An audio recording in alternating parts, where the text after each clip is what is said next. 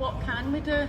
Well, let's look at what we can do. Let's look at what's available. Currently, we have 2,641 long-term empty homes in Glasgow. And under the empty homes strategy, these homes cost between $6,000 and $25,000 to renovate, compared to an estimated cost of $200,000 to build a new home. This is to increase the stock and to provide good quality housing accommodation. So far they've bought 1,710 up to spec for people to stay at. The plan for the next year, for the next 5 years, is 250 homes a year to be brought back in. Now, when we look at these targets, they sound good, but let's look at the reality. 32,242 homeless households in Glasgow. That's 53,111 people. 36,848 are adults, 16,263 are children.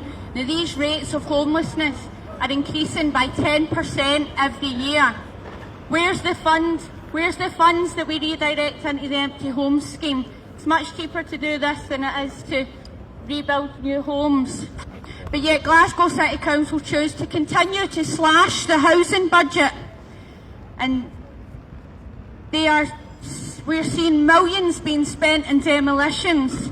54 million to demolish 600 homes in the Wynford. These could be renovated and the families could be rehoused there. We have demolitions in Partick, we have demolitions in Govan. Why are we demolishing and spending more money in demolition than we are in reinstating housing that is clearly there? Now, that 2,641 homes is just a fraction of what is actually needed. And on top of the demolition crisis, the housing crisis, the cost of living crisis, it's going to take a lot more than that to turn it round. So Glasgow City Council, wake up, use your budget and look after the people of Glasgow, because this is not acceptable.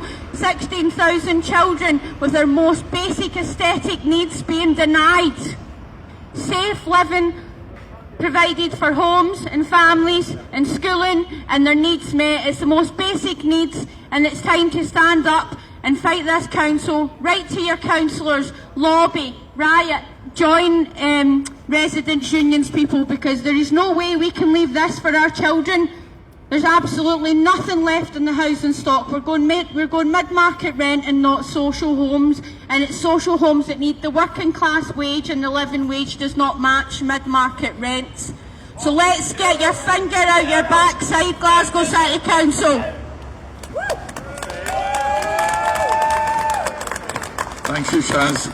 I was telling them, spot on. I'd like to invite over Tam Morrison from Clydebank Trades Council to say a few words, and then we're going to hear from another speaker after that from Wynford and Maryhill. Thank you. Thanks, Ian. I'm Secretary of Clydebank Trade Union Council. I thought I'd just come along and show a bit of solidarity to yourselves. Western Bartonshire have also declared a housing emergency due to the homelessness in Western Bartonshire. And the problem is that we get councils down there, just like here, saying that they don't want to carry out these difficult decisions. They get the crocodile tears saying they don't want to make these cuts. But in actual fact, that's all they do, they just carry them through. Now, I was up in Dundee last month at the Scottish Trade Union Congress, and we had a motion up there which called for no cuts budgets. And they went to a show of hands, and it was that close they had to call a card vote. Now, we got beat in the card vote, but what was successful was a motion from North Lanarkshire Trade Union Council which called for zero cuts budgets. Now, you tell me, what is the difference between zero cuts budgets and no cuts budgets? I don't know, but I'm quite happy using that term, because that's what you need. We need elected representatives who are going to represent their communities and refuse to put these cuts through, because it seems there's no shortage when it comes to military expenditure. We have the British government saying they're going to spend 2.5 of the GDP on military, on armaments. So there's no shortage of money there. yet we've got people lying about the streets, can't get a roof over their head. So my message would be that we need mass campaigning, we need mass action, and if these politicians don't represent us properly, we throw them out and we replace them with people who will fight for their community. Thank you.